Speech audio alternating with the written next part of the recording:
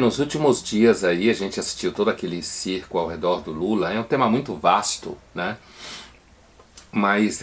eu acho que tem uma questão aí, entre tantas outras, que vale a pena pontuar, que é a tentativa do Lula e do PT em transformar o Lula numa espécie assim de santo, né? E ao redor desse tema, aquele circo que foi montado como se fosse uma espécie de missa,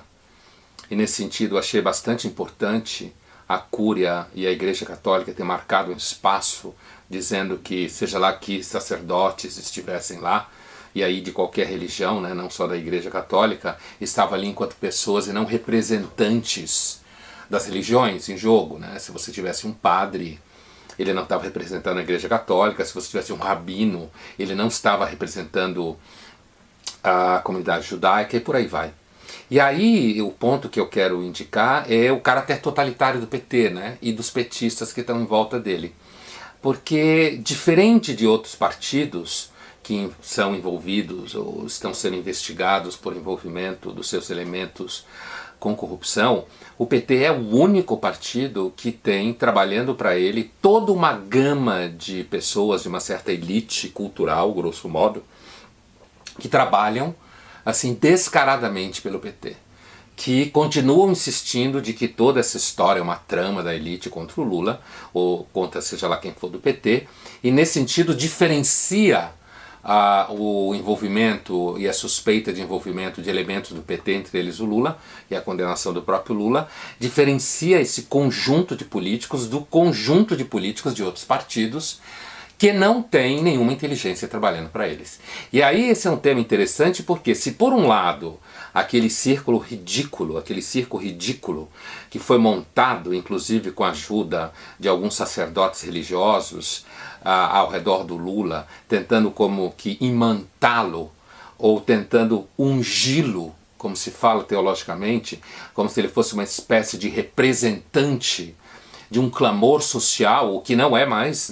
representante de clamor social nenhum, representante de um grupo pequeno da população que permanece fiel ou porque não tem conhecimento e sempre foi massa de manobra do próprio populismo petista, ou porque, na verdade, tem uma adesão religiosa e racional, ou simplesmente tem interesse de continuar, de alguma forma, mamando nas tetas do Estado. Então tem essa tentativa pseudo-religiosa de construção do Lula como uma espécie de mito nacional, mas além disso tem também esse fato que é importante chamar atenção: o exército de professores em escolas, em universidades, jornalistas, intelectuais, agentes culturais que trabalham pelo PT e continuam negando todo o envolvimento. Isso diferencia a experiência histórica do PT como partido investigado e com alguns elementos condenados de outros partidos que são investigados e com os elementos condenados. E isso eu diria que isso é uma vergonha para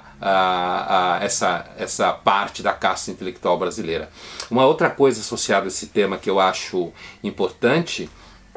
e como eu estava fora do país eu tive a chance de acompanhar, é como muitos veículos estrangeiros, seus correspondentes, fazem o mesmo jogo e chegaram a apresentar o país como se o país fosse um reduto de fascistas que quebraram a instituição e que, portanto, todo o processo que leva à investigação e à condenação em segunda instância do Lula não fosse um processo institucionalizado por si só, e sim fosse uma espécie de golpe de um grupo fascista fora do espaço institucional. Essa imagem que foi vendida por alguns correspondentes estrangeiros aqui no Brasil para a Europa, essa é mais um fato vergonhoso que reforça a ideia que eu dizia há pouco antes, de que o PT é o único partido investigado e com alguns elementos condenados que tem uma casta de agentes culturais que trabalham para ele, que portanto negam a corrupção ou acobertam a corrupção. Eu acho que o episódio todo ao redor da história do PT recente